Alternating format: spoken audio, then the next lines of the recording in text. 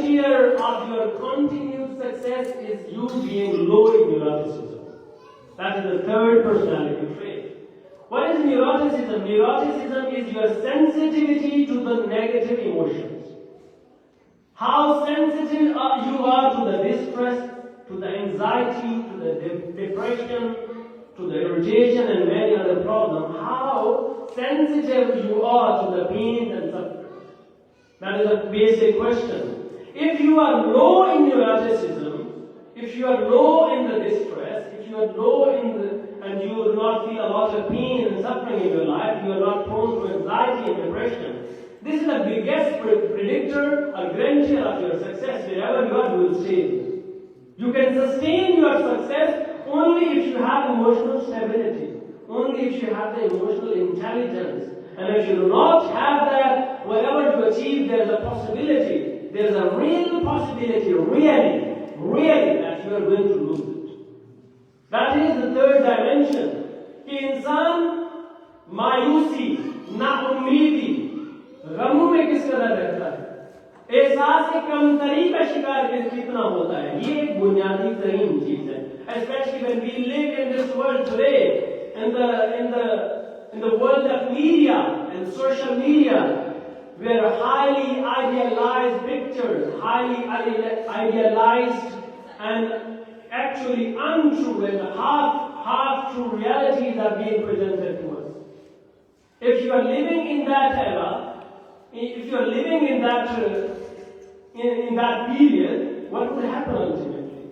You will feel low. You will feel low of yourself. You will have a lack of confidence, especially because it's half true. Your people are not looking at the background, at the problem that someone was facing when he was achieving something. They are only looking at the achievements.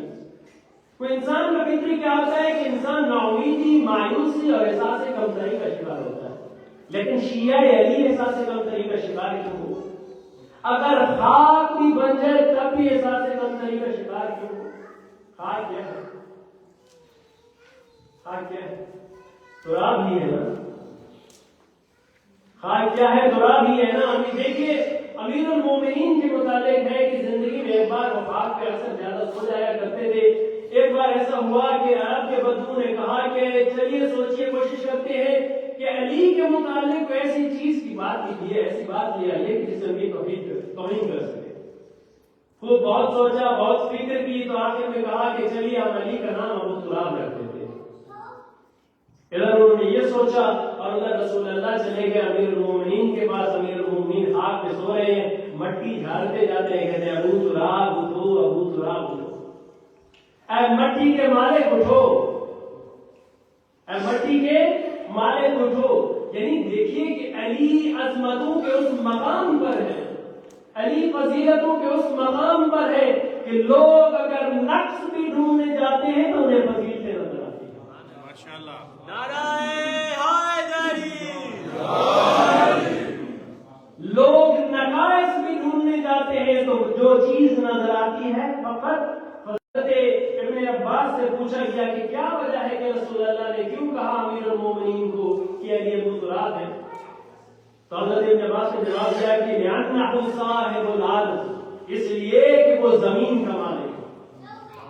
लिअन्नहु साहिबुल अर्ज़ व हुज्जतुल्लाह, और रसूल अल्लाह के बाद पूरी इंसानियत पे जितनी मखलूक है उस पर हुज्जत खुदा है. और एक और वजह बवे बिही बकाउहा व इलैहि सुकूनुहा, ये जमीन बाकी है तो वजूद अली की वजह से, और इस जमीन को करार आया है तो भी वजूद अली की वजह से. माशाअल्लाह. ये है माना अबू तुराब.